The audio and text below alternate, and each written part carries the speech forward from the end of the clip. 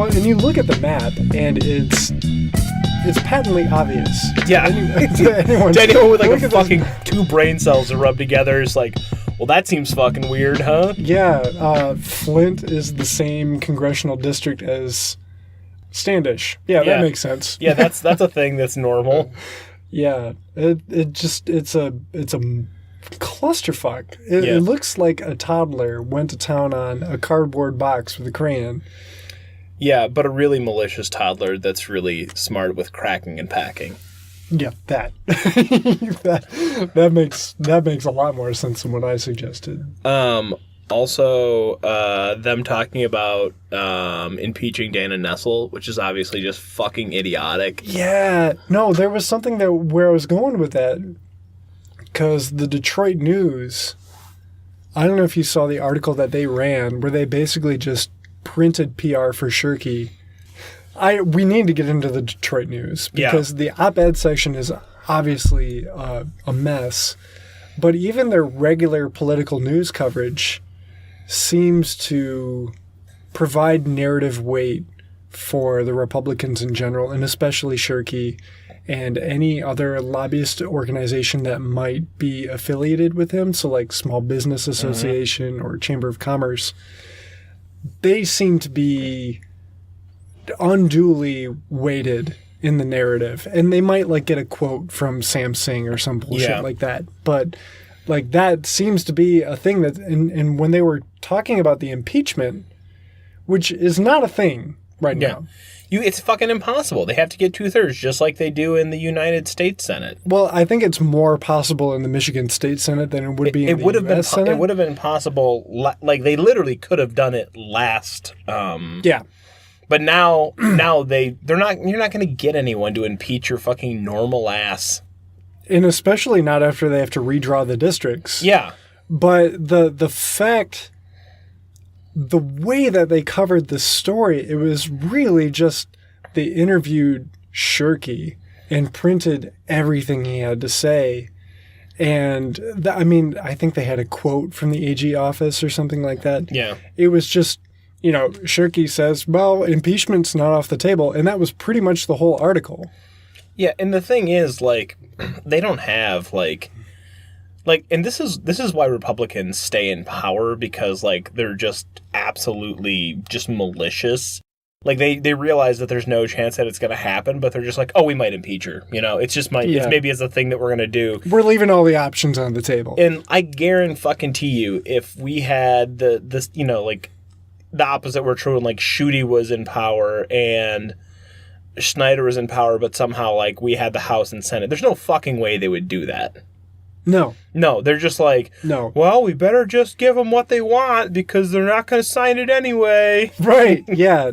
I think, so I will say this.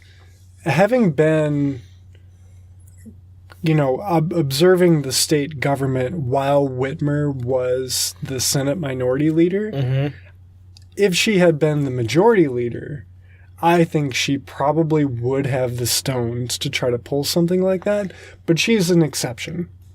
I don't think Sam Singh would do that. I don't think, any of the other Democratic leaders would really have the cojones to try to pull that off. So you're right about that. I think Whitmer is an exception. Yeah, she is kind of bold, which I like about her. She's combative. Yeah. That is like one of the only like aspects of her like political anything that I don't like the policies that she's pushing for, but she's at least bold about going after them, which is nice. Yeah, well, that's one of the things that's encouraging about the whole gas tax thing that's going on, because I don't know if you caught. Oh, yeah, that they're not going to... The Senate just eliminated from the appropriations. Yeah, they're just like, we're just going to fund what we were going to fund before and call it a day. And Whitmer's like, well, I might veto it. Like, what? Because they're not used to having someone push back like that. Yeah. Yeah, it's nice that, she's not going to have, like, necessarily my politics, but it is nice that she at least, stands up and just be like, wow. Yeah. So, sorry. Well, because Snyder did that too. Yeah. And I don't think that he was 100% on board with a lot of the things that the Republican legislator wanted to do. I'm not sure whether or not I believe his rhetoric on right to work or not. Yeah. But I do feel like he was stiff-armed into a lot of the things that he really didn't buy into. Yeah. And he was like, well, they want this, so there's really not a whole lot I can do. I'm just going to sign off on it. Who cares? And, that never really came back to bite him because he was a Republican. The only thing that he really had to suffer for was the Medicaid expansion. Yeah. Which he did. And, I don't know. It's obviously a good thing. But, at the same time, the Republicans just did work requirements. Yeah. And that's the other thing is that because they drove the bus, they get to pick and choose what sorts of caveats they want to implement in the future. So with work requirements, or if they want to do any kind of breaking the reciprocity with other welfare programs like food stamps or WIC or something like that, they have free reign to do that because they own all the political capital on that project. Yeah. A Democrat introduced a bill to unban the ban of local municipalities' ability to ban plastic bags and single-use plastics. I missed that. Yeah, so basically, because when there was Ann Arbor or other places was talking about well, maybe we're going to ban plastic bags, these people who believe in states' rights and federalism are just actually no, sorry. Yeah, you can't. You can't do it. That's only for when we're doing insanely regressive shit. Right, and that's the same thing they do with sick leave and what was the other? The minimum wage. Yeah. They didn't want local minimum wages. They wanted a state minimum wage. Mm-hmm. But, yeah, I missed the plastic bag thing. I didn't know that was coming back. Yep. Yeah, that's, I doubt it's going to pass because it's, Democrats. So, there's, one Republican who signed on to it, but it's Well, I mean, that's hopeful. Yeah, that's hopeful. Because they did just get basically consensus passing on that, we don't want to treat 17-year-olds as adults in criminal courts anymore. Yeah. Which it was surprising that was still a thing. But, I mean, if you see the Facebook shares on that, they're like, they should treat him as a 17-year-old as an adult. Yeah. And you're like... I'm sorry, a 23-year-old is not an adult. I don't fucking care what anyone says. Yeah, it's just... We got a long way to go. Yeah. But it was encouraging to see that it was 39-1 in the Senate. That's good.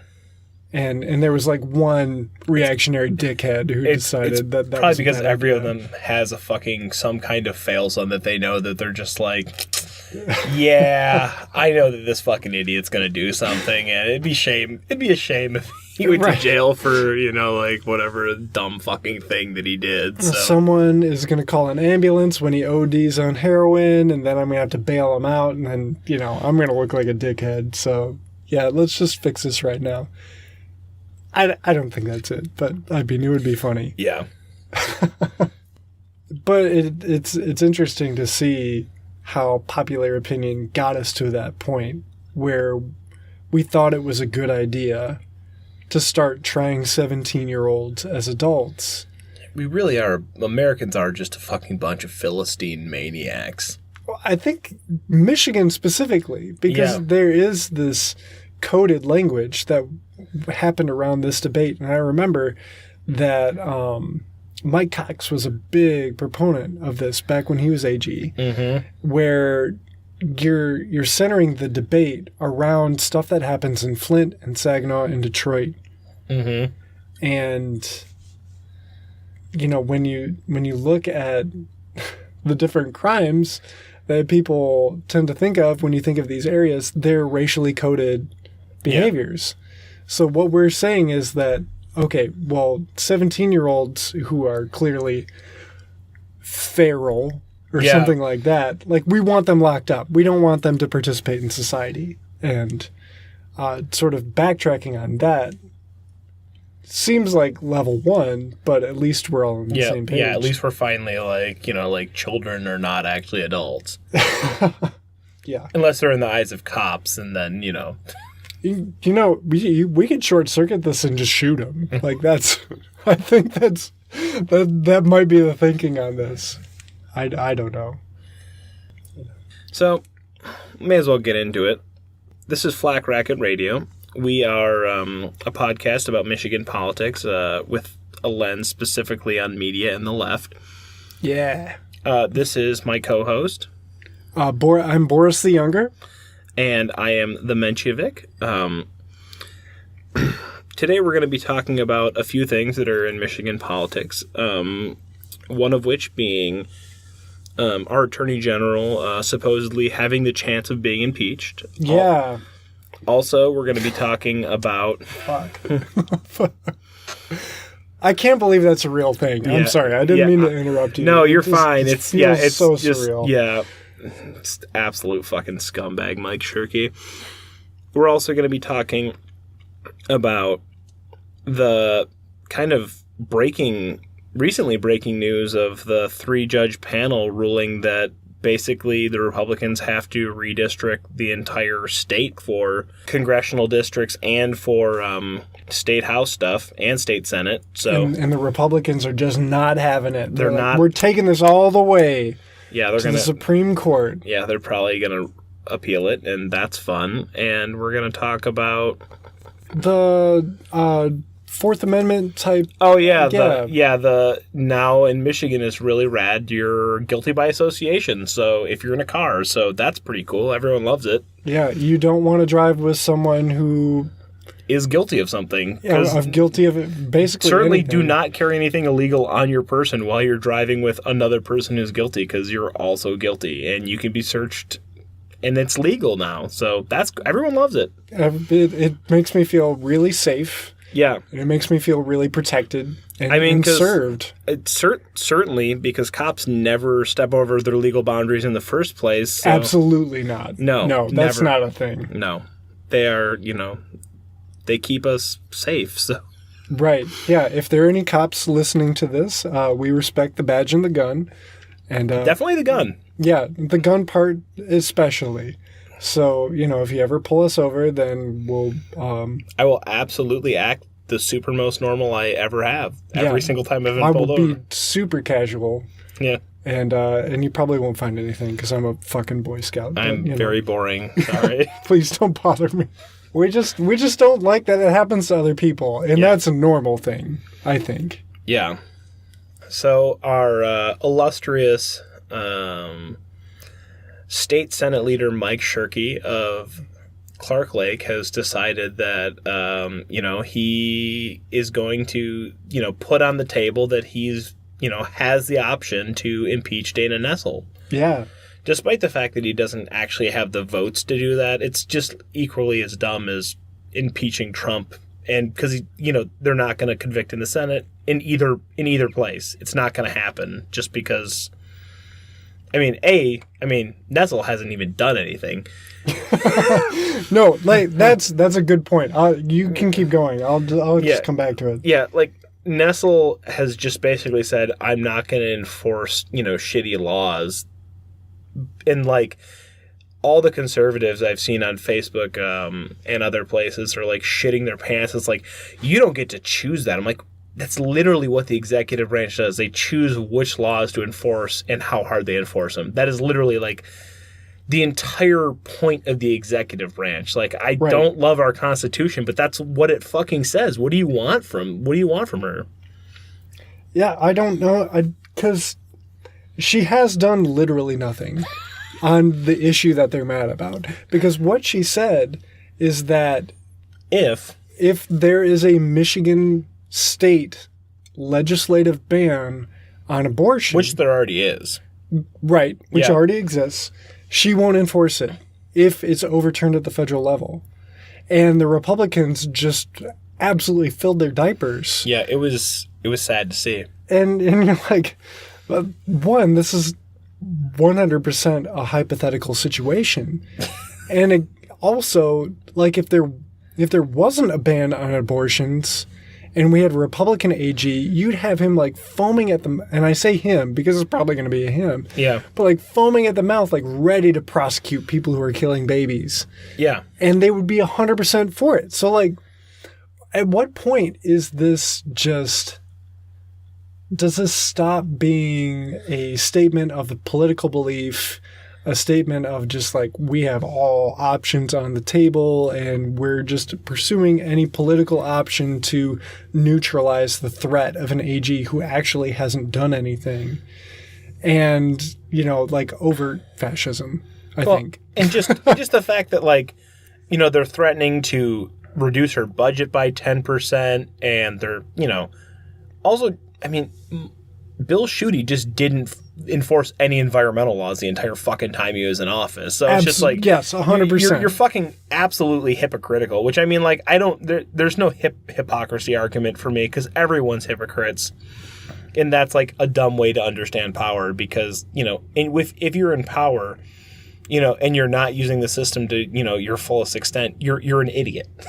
So, like, I mean, and that's the thing that I appreciate about Dana Nessel, is the fact that she's just willing to say, like, I'm not going to do it. So, whereas so many liberals are just, they love the rules. They absolutely love them. They're like, oh my gosh. They're just like, well, we just have to enforce all the rules. What do you want from me? Right. Yeah. And that would be the case in this certain circumstance where, like, if the Republicans did apply quote unquote legislative pressure, as is stated in this article from the Detroit News, to enforce a abortion ban, which again is on the books in Michigan, that, we would have to hope that Nessel would be the type of attorney general who would be like, no, this is bullshit, I'm not going to enforce it.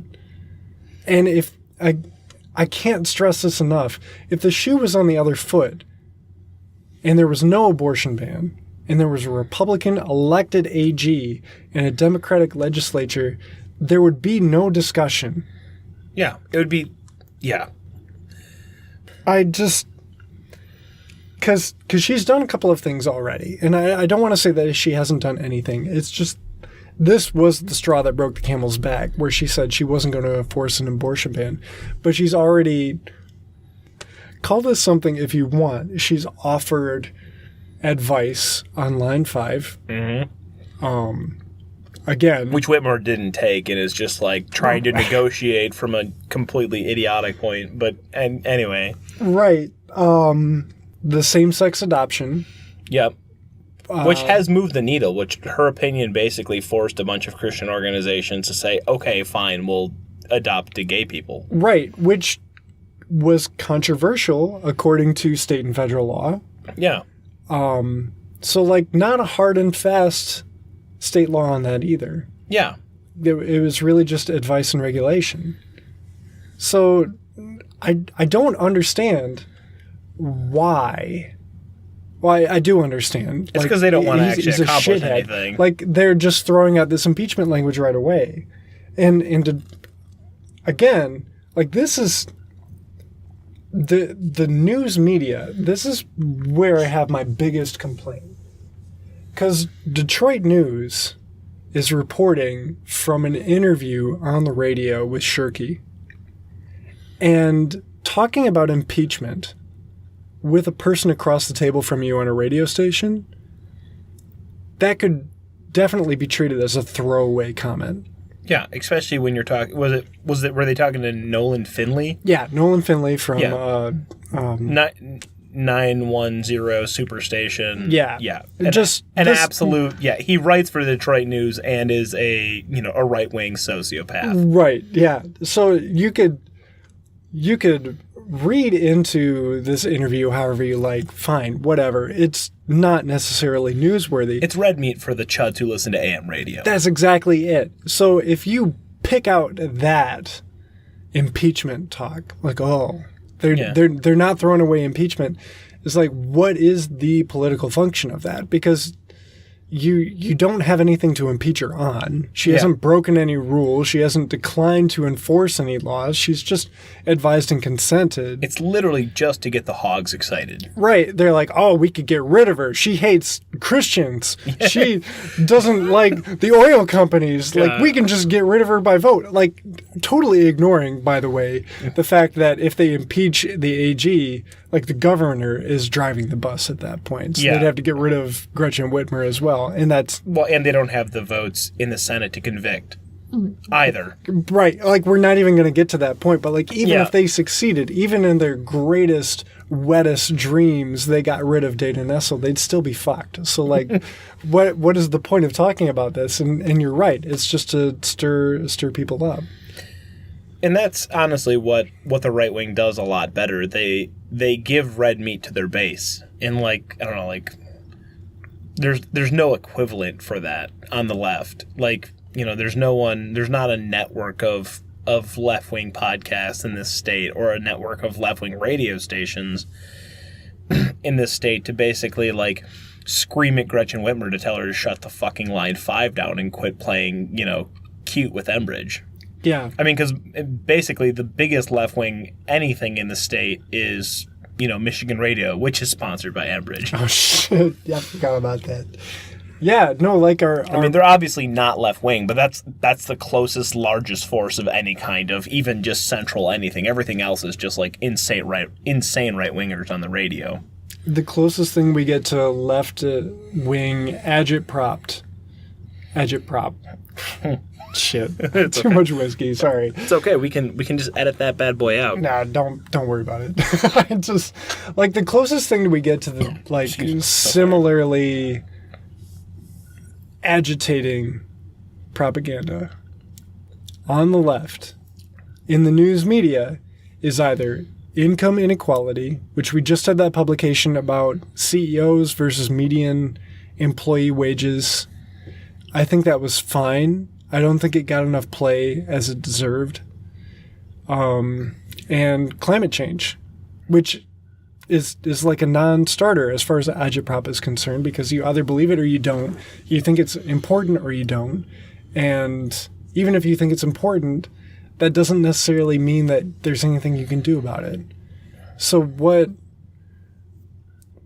can you throw out there that has the same kind of sharp teeth that, we might impeach the AG for nothing?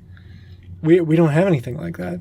Well, it's also hard. I mean, basically, anything that on the left just has to be focused on getting some kind of majority in the House, which obviously is going to come up later with the redistricting, and just primarying shitty centrist Democrats that are in our state that are in very safe districts. Yeah, that'd be nice. Yeah. Or, I mean, even then, like, primarying, I think that's important for people who have obviously Electoral. gone back on the promises that they made. But, like, even with redrawing the districts, you might not even need a primary. You could just run a straight up leftist candidate without having to worry about who's going to run against you in the primary, because that might have been a pretty solid red district before. Well, I mean, not even safe red, because what we're talking about is that we had a couple of districts that were safe blue, right? And then the ones that Republicans were winning were like 60-40. Yeah. Or at least, 55-45 or something. Yeah, they're like that. at least our +8s. Yeah, but then, like, consider that Dana Nessel won Michigan. Yeah. Like, you don't have to take some shitty centrist seat in order to prove that you're worth something. If that seat is going to be up for grabs anyway, you can just have a progressive win the primary and not have to shove anybody out of the way for it. Yeah. Like, I was talking about this last night with a couple of friends. If Tim Walberg gets challenged, are we just going to get Mark Schauer? It's like, that's not necessarily the case. We could just run somebody who's better than, like, Driscoll or Schauer and maybe get, like, someone like Steve Friday in there. God, I wish that would be fantastic. Wouldn't it? But, like, that's not out of the question now. That's the whole thing. It's like the whole system is being torn at the seams, and what was possible in whatever district is coming apart like 2 years early. Yeah. And I don't know, hopefully that'll put up a lot of the state Senate seats and state House seats to make it something more reasonable too. For sure. It would be nice to have Democratic majority in either one of those chambers, if not both. Shit.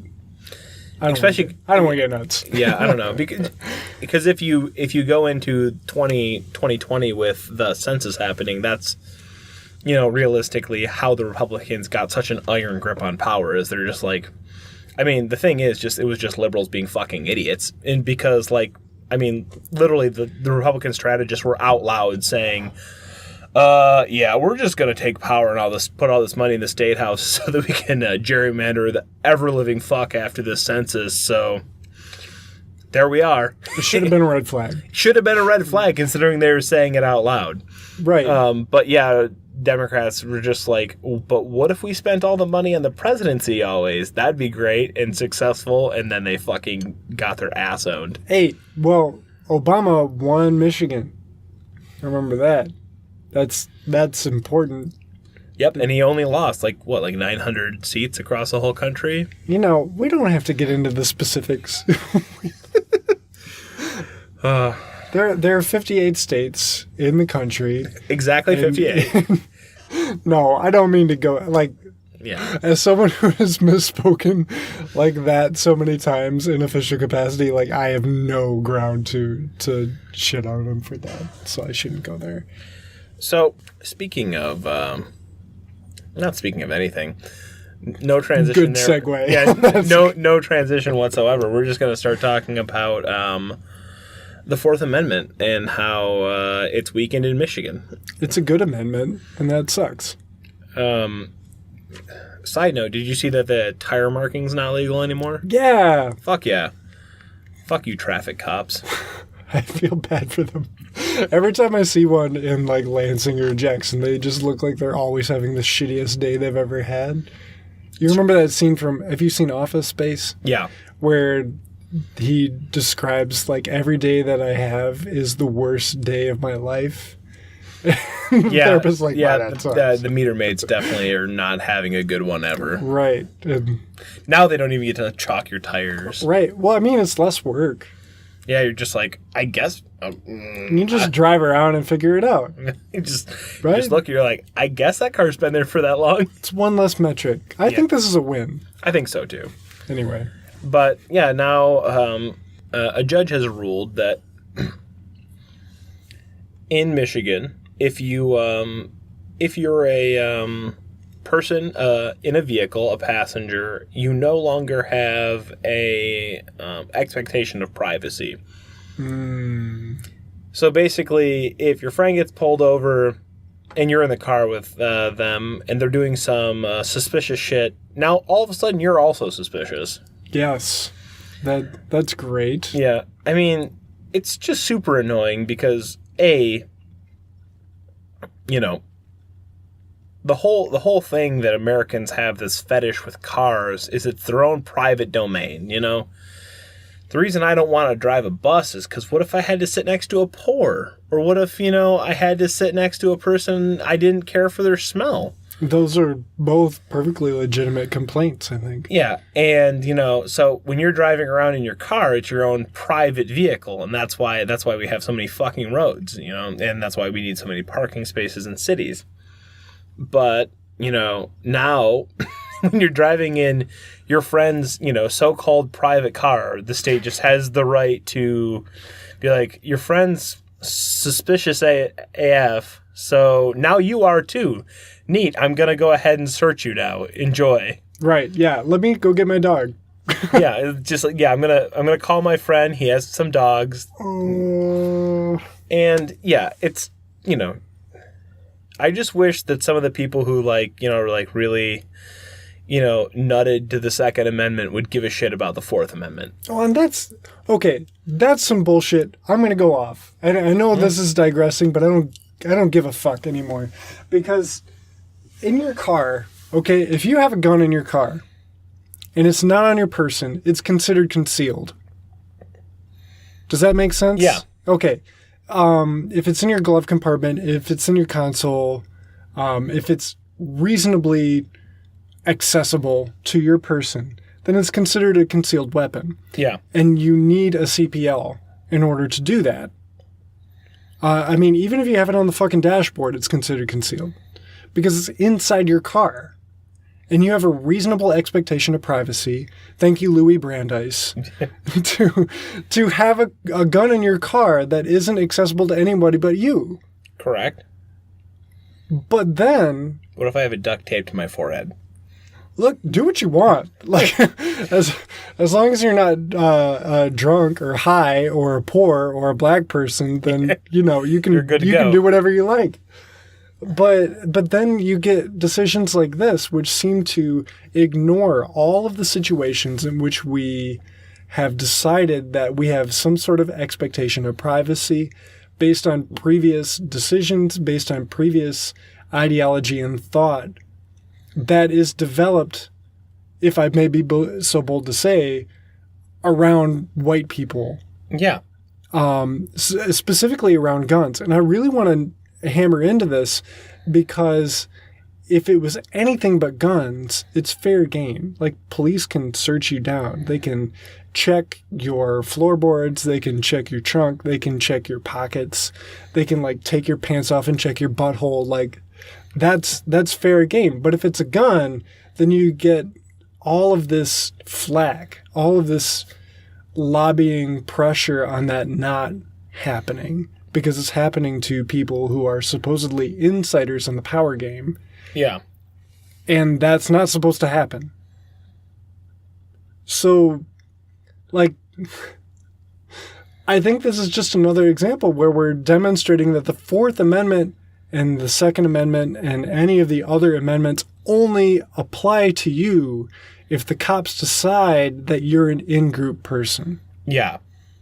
Yeah.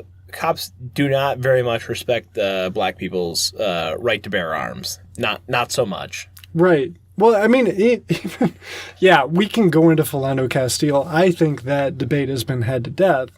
Like, he did everything right. Yeah.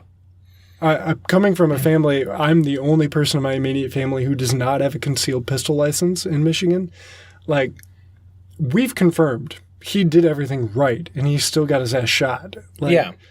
I say that like he did it to himself. Like, a cop shot him, even when he did everything right. Yeah. And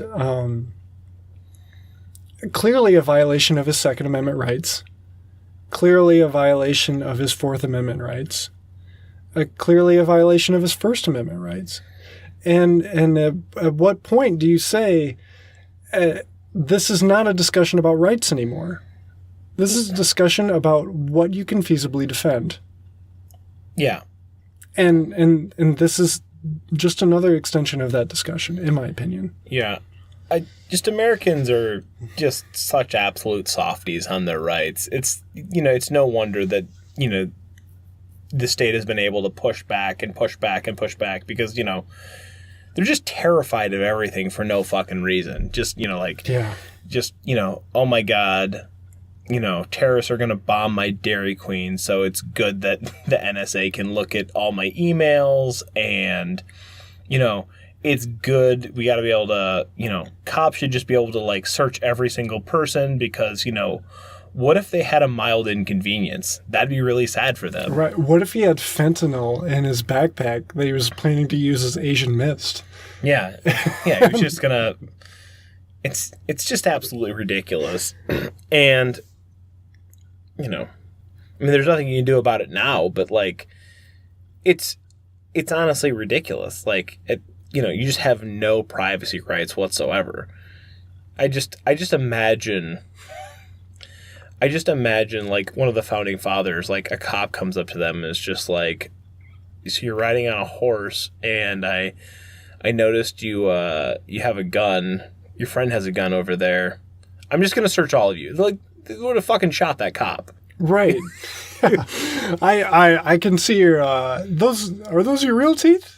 Yeah. I'm going to need you to take those out. Yeah, just absolutely not. And I don't know. It's funny, what parts of, right-wing fetishism there is about certain rights and then other rights, just give them up. Just give them away. Yeah. No, that you hit it on the head. And it's, conservatives, like, bitch and bellyache about so many different things, but, Gotta let those cops, just search you whenever. But that's the thing, is that they see stories like this one and a couple of other stories where there have been some pretty wild searches of personal property by cops where they found a ton of drugs. Like on this guy, they found meth and weed. Yeah. And the response, when you bring up arguments like this, is, well, he had drugs. And the perspective where that argument comes from is, this is not something that I have to worry about.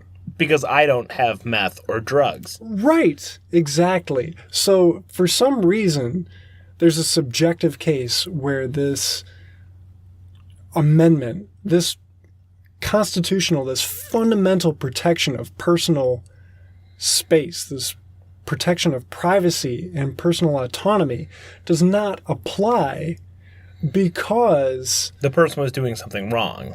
Right. Something wrong that I would never do. Yeah. It's just... Well, and it's idiotic and short-sighted, because, what if, I don't know, what if somehow, just insane left-wingers were to just take power and be like, sorry, if you have a copy of... Glenn Beck's Common Sense. Yeah, if you have a copy of Glenn Beck's Common Sense on you, you're going to jail because you're clearly a fucking crazy person. Oh, what was that children's book? The children's book and the adult book, they're both options. Some kind of angel. The Christmas Angel. Christmas Angel, yeah. If you own the Glenn Beck's The Christmas Angel. If you have it on you in a car or the person you're riding with. Right. Yeah, just... sorry, we get to search you for all kinds of insane right-wing books and throw you in jail for them because you're clearly insane. Right. If you're acting shifty, we can still check your backpack. Yeah. For that book because you're obviously influenced by its bullshit. We can't trust you. You're an insane person. You probably have, all kinds of chalkboards in your basement. I don't think we have to keep going to prove that this is just fully bad shit. But yeah, it's, they don't conceive of it because they're like, well, I don't do math, but it's, it's just so short-sighted. Doing meth doesn't make you a bad person, by the way. That's my official stance. Yeah, my official stance, too. Probably not the smartest idea, but, everyone gets into their own shit, so, It doesn't make you violent. It doesn't make you bad. It doesn't make you a drain on society or something like that. It's just you dealing with capitalism, in my opinion. Yeah, you just have to do... it's funny because so much of, just the stimulants that we have to take just to manage capitalism. I feel personally attacked right now. Well, just, you have to... you have to, wake up in the morning and have caffeine. And, you have to drink to go to sleep sometimes. And, you have to... some people just need uppers throughout the whole day to even just be able to make it through the day. And it's, some people choose to do some things and other people choose to do meth. And you can't judge them for that because, it's an incredibly shitty world we live in. So this is what killed Elvis, by the way. Yeah, thanks a lot. We can talk about that if we want. But the king died. The only king that I stand. Because of the drug use that he relied on to deal with the pressures of capitalism. We can talk about that. We're not going to talk about that. But, yeah. A very sad story. Extremely sad. It is a sad story. But on the other hand, he did some weird stuff with his cousin. It's not great. I'm not saying he's a perfect person. I'm just saying we should cut him some slack. I don't know. Everyone deserves slack. So I think the biggest story in Michigan, certainly, that broke Thursday, is the gerrymandering case that came down. Yes, Queen. Yeah. Yes. 3-panel judge, 2 in Michigan, 1 in Ohio, came down with a ruling that basically the Republicans, before 2020, I think the deadline was...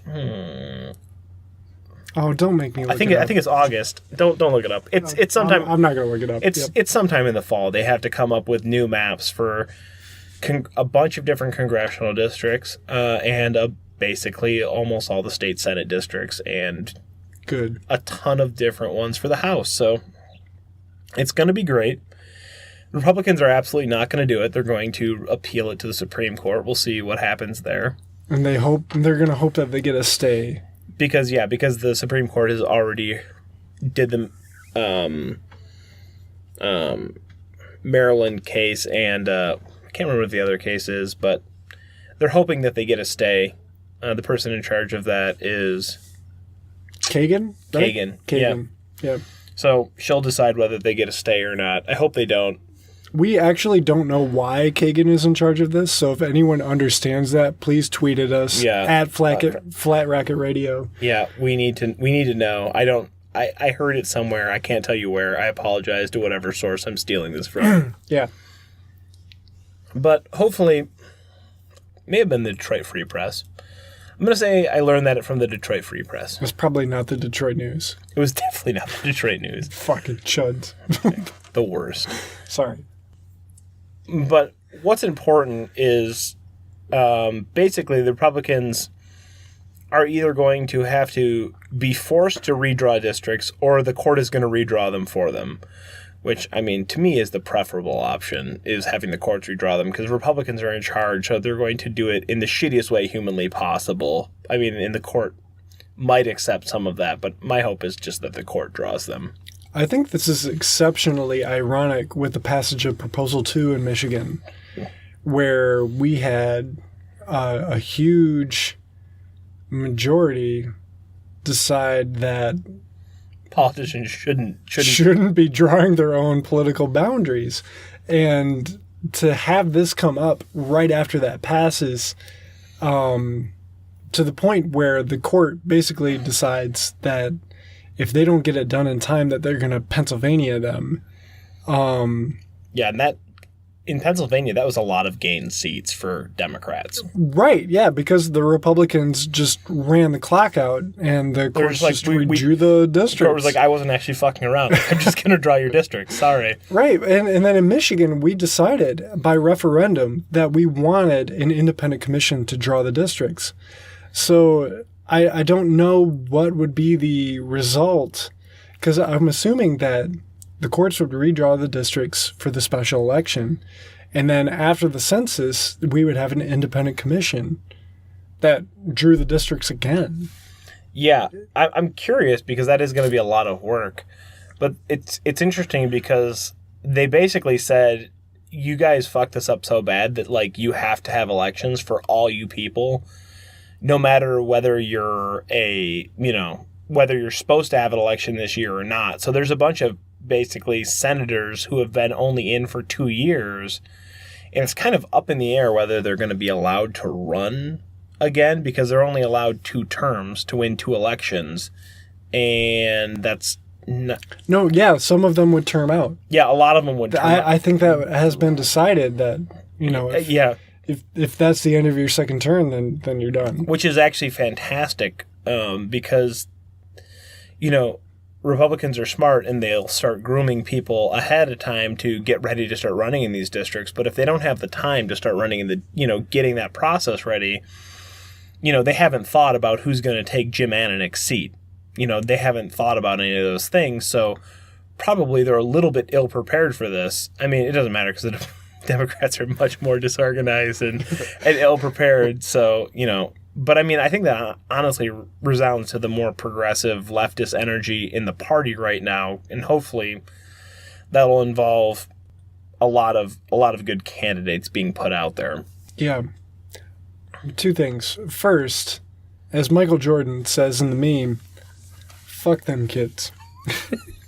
The second, I think you're onto something with that leftist energy, because I think that we were too ready to rest on our laurels in 2018 with folks like Slotkin and Dingell. Like, they were good enough to win their district, but their district was shit. Yeah. Right? Like, I think Dingell's district is slightly better, but yeah, Slotkin is just a historically Republican district. Right. And I understand where she comes from with some of her positions on that. And even then, she's gotten some news flack about the positions that she's taken. Has she betrayed the people of her district by voting Democrat? That's a pretty interesting situation to be in. But I think that as far as like taking on the Republicans in these new districts, I think we do need a little bit less Slotkin, a little bit more Tlaib. Yeah. Where that's where the energy is going to be in a situation like this. Like, this is the same energy that elected Nessel. Yeah, it is. And if you're not willing to, like, put a saddle on that and ride it to the finish line, then what is the point of even redrawing the districts? Because you're going to get the people who... If you run the same people, you're just going to fucking lose, because it's the incumbent versus the same shitty person with, like, slightly better, like, it's not going to be an R+6 district, it's going to be an R+2 district. Right. And they're going to prefer their incumbent. Absolutely. Yeah, even if you get a Democrat to win, they're still going to vote like a Republican. Yeah. Because they want to get reelected. As a person who lives in the 7th and has watched many faded, Gretchen Driscoll campaigns of her just floundering like a fucking idiot and not saying a fucking thing, it's useless. It doesn't win the district. And obviously the 7th is, and like a very Republican district because, it goes... It's a bullshit district is what it is. I mean, like... We can talk about that, I too. literally, I've wanted to go, harass Tim Walberg in his, town halls, and they're like, oh, here, I'm having a town hall in fucking Monroe? How is Monroe a part of my district? Yeah, that doesn't Monroe and I think Eden Rapids is in the district, too. Yeah. Eden Rapids and Monroe. Just two But not Ann Arbor. Yeah, two places that are, basically, fucking... almost 4 hours apart from each other.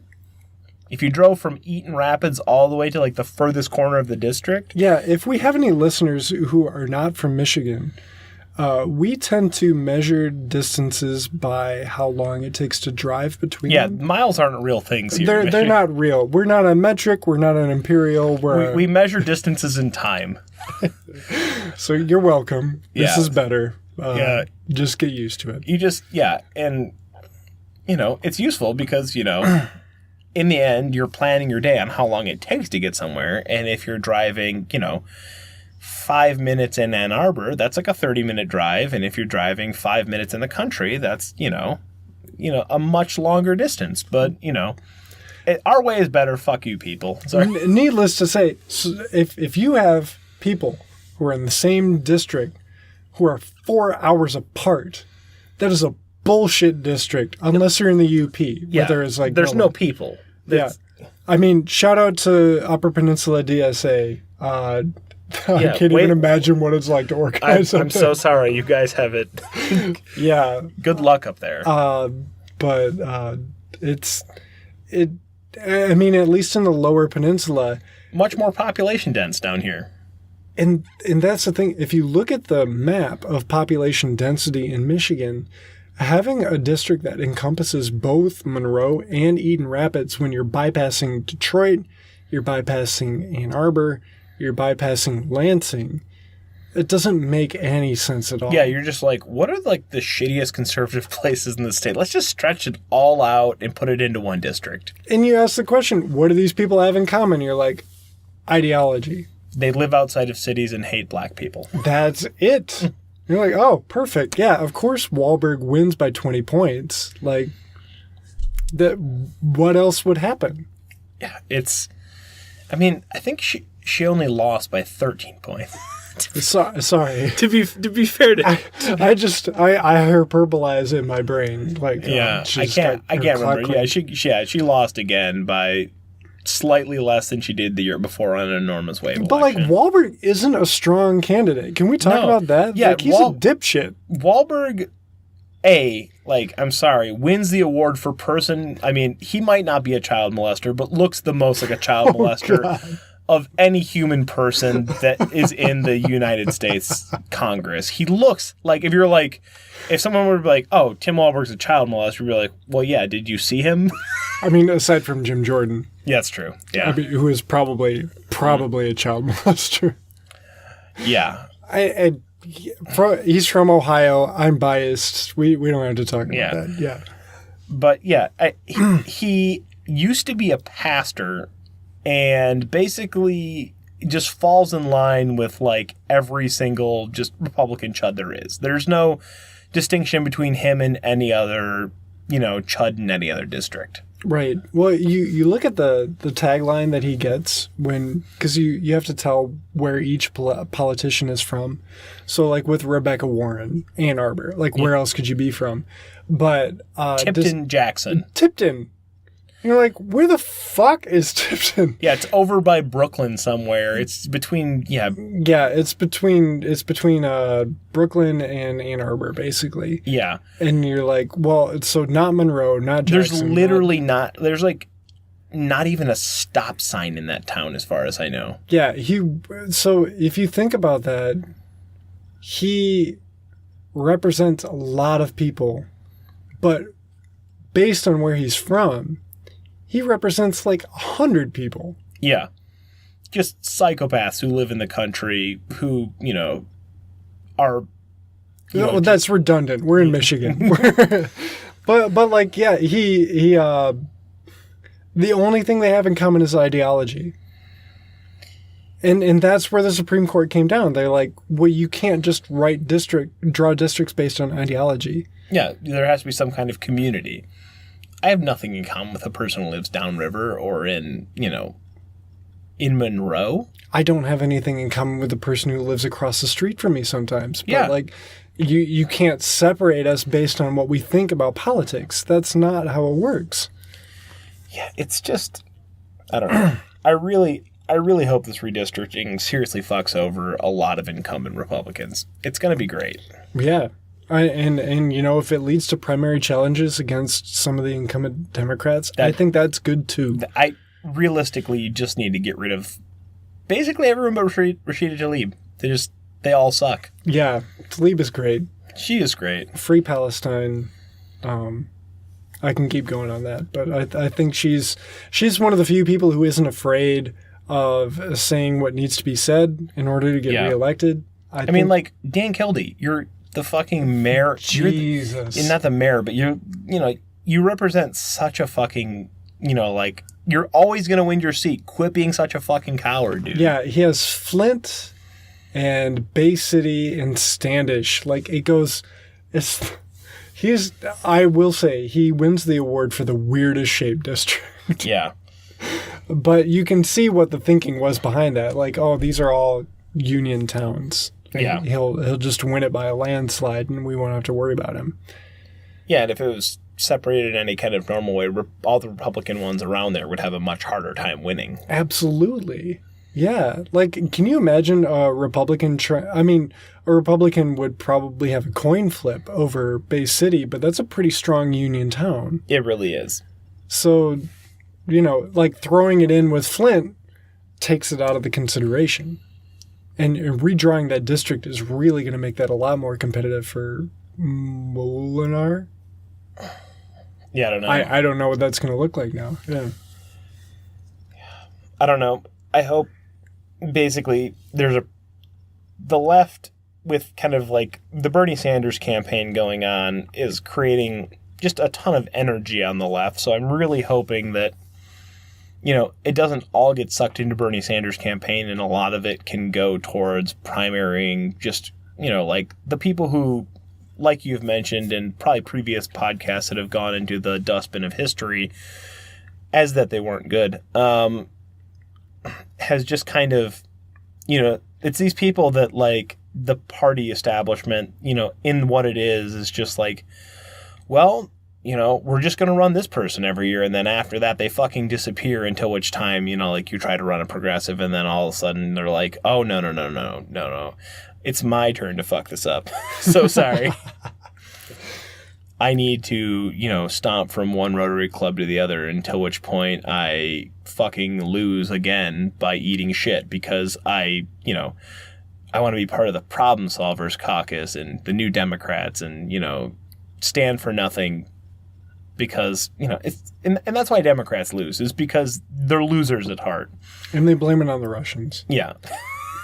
Like us, right? Yeah. We're actually broadcasting from the Ukraine. Yeah. We didn't disclose that at first. Yeah, we should. That should be mentioned. We do work for the GRU, so Yeah. that should, I guess, journalistic integrity. Right. Full disclosure. Yeah. GRU operatives. Yeah. Shit, there was something I was going to say. Oh, I was going to bring up that protest. There's going to be over 40 colleges. Oh, yeah, I saw that. Yeah, that are protesting that rule from the DCCC. Oh, yeah, basically, if you work with, any non-incumbent in a primary race, you can just eat shit and we're never going to use you again. Which was an informal rule already, but they just codified it. Which is really dumb. That's a dumb thing to say out loud. Why would you say that out loud? Just said the quiet thing loud. Yeah, why did you do that? Just don't say that. Then you won't have your base all pissed at you. Because that inflames the sheer hypocrisy of saying that people like AOC and Ayanna Pressley and Ilhan Omar are the future of the party, the face of the party, which Tom Perez literally said out loud on a radio, like we have the recording on it. And to go ahead and say, well, if you work for the campaign of someone who did something like AOC or Ayanna Pressley, then you basically you're blackballed. You have no work anymore in the Democratic Party. Do you want to know something fun about the DCCC and the DNC? Kind of. Bernie Sanders has more money than them combined. Cool. It's fun. I like it. It's money is good. I like having it. Yeah, it's really fantastic. Just the thought of that makes me very happy. A lot of people think that communists don't like money. No, it's just we don't like it, all concentrated in one place. Yeah, I love having money and being able to spend it to make centrist and reactionary chuds eat shit. Like, that's a really good use of money. That's a good use of money. It's all about the context. Eventually, I would like to get rid of it. But, I mean, in the meantime... If you got, you have it, you may as well have the most of it. And, right. Smoke them while you got them. Smoke them while you got them. The revolution is coming.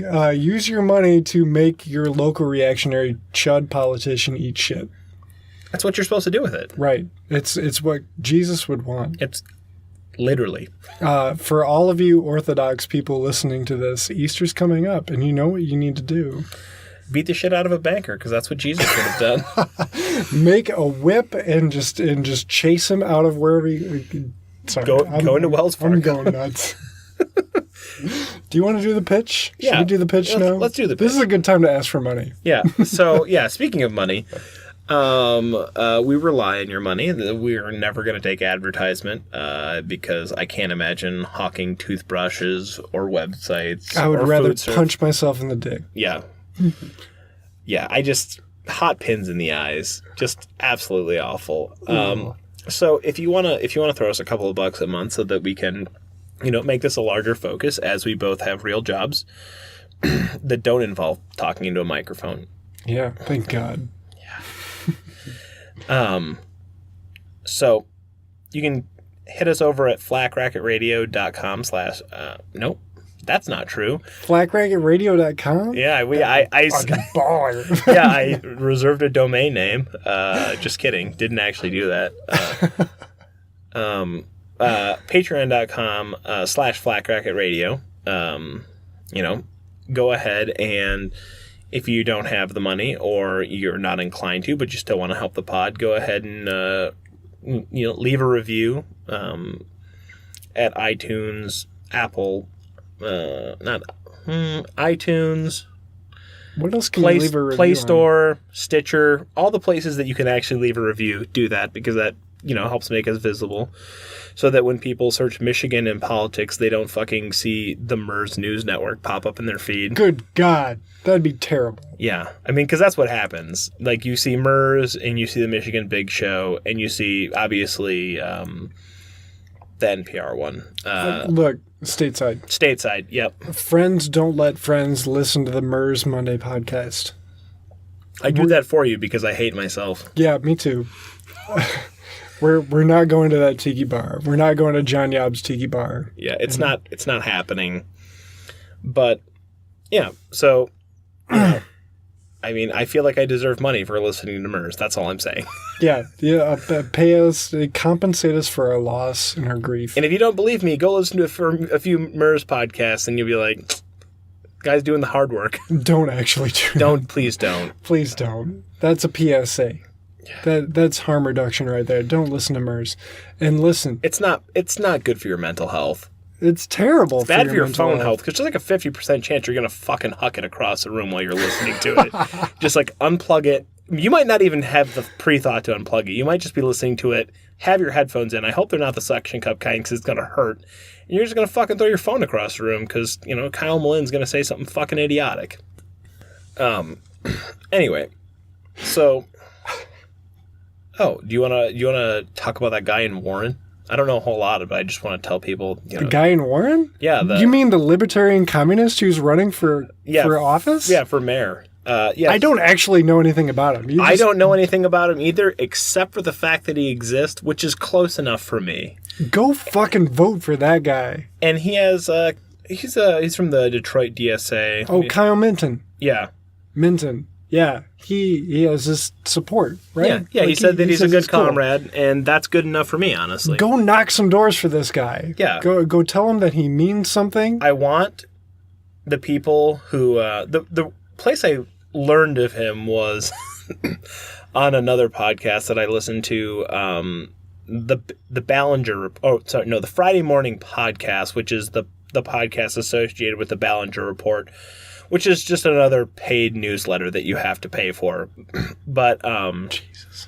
Yeah, that's like the only podcast that exists in Michigan are free podcasts of paid news sources. So that's how you have to educate yourself. But they had a correspondent who was basically talking about the mayor's race in Warren, who, they kind of offhandedly mentioned that there was a libertarian communist who was running for mayor there. And right after they said that, they're like, I don't know what that is, and no one does. It's like, well, I mean, Google exists. So, like, you've already brought it up. So, like, I don't know why you don't, like, figure it out. It's not that difficult, It's pretty simple. Right. It's pretty... I mean, I wouldn't say it's simple. It's not simple, but, I mean... You can figure it out. It's simple to Google. If you're a thinking adult human being, you can work it out. Yeah. You can easily work it out.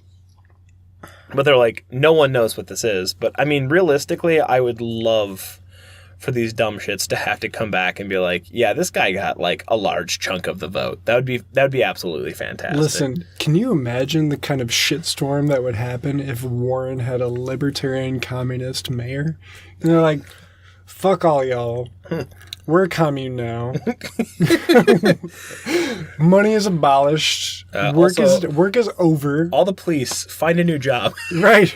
You're all, what would we make police do? I didn't even think about that. I'm not really sure. Whatever you want. Yeah. You don't have to do police things anymore. Just go fucking play Fortnite. We don't give a shit. Yeah, I mean, maybe they would go with the Rojava model where they just train everyone to be cops. I mean, basically, whatever. Yeah, I mean, that seems like a fine. better model than just having cops, honestly. You can go be social workers. Yeah, go be social workers, or, I mean, probably just, I don't know, abuse animals is what I'm assuming that the cops would do, but... I feel like there's rehabilitative prospects for I didn't say that they had to go to prison. They can just... they can, they just don't have a job anymore. Right. And, just like also, I mean... I'm sure you can't actually execute all the landlords, but, you can just tell them they don't own their houses anymore. Right. I'm the captain now. Yeah. I'm the captain now. So, long story short, vote for a communist for mayor. Yeah, let me give you his Twitter information here. Yeah. He deserves a shout out. Chairman Meow for Michigan. Chairman Meow. So What's his real name? It's Matt. I don't know how you'd pronounce that. Matt Kuhnel. Coinel? Matt Kuhnel for Warren Mayor. Vote for this guy. It's Go Chairman knock doors. Meow, the number 4 MI. That's his Twitter handle. Get a hold of Get a hold of them. It sounds like when I was talking on Twitter, they were interested if I was in the area. I'm not in the area, nowhere close to Warren whatsoever. Right, yeah. But if you are, go knock some doors for this guy. Go knock, at least go buy him a beer. Yeah, or buy him a new pair of shoes because he's probably knocking his own doors. Exactly. Yeah, Warren takes up a lot of space. Yeah, not very, just, go help him out. Go help him out, yeah. And yeah, I don't have anything more to say. Neither do I. There doesn't have to be anything more, except for to definitely go bother your local news station. Absolutely. Go bother your local news station. Go pester Michigan Radio. Go pester WILX. Go, just... WXYZ, MERS, go... Gongwer. This is funny. This is going to be a little bit of a digression, but... They have, the Michigan Big Show has an ongoing invitation for listeners to come visit the studio and take part. I'm just like, I feel like I should just do that. Just like, you and me can just go take a trip up there and be like, it's like, you can come and take part in the show. I'm like, okay. The agitprop is leaving the station. Yeah, we are coming. Yeah, here, we'll just be there, Michael Patrick Shield, and we'll just talk, communism with, your insanely reactionary base. We come. Yeah. We come. Sorry, I didn't mean to make it weird. It's okay. It happens to the best of us. But yeah, just pester your local news station. Don't, when you see that police report that basically is just saying, help us find this person, they've committed felonies, and that felony is something drug related, call them and tell them to stop being shitty reporters. Or just tweet at them with a bunch of eggplant emojis. Yeah, or corn cobs, whatever each according to his ability. Yes, absolutely. I couldn't have said it better myself.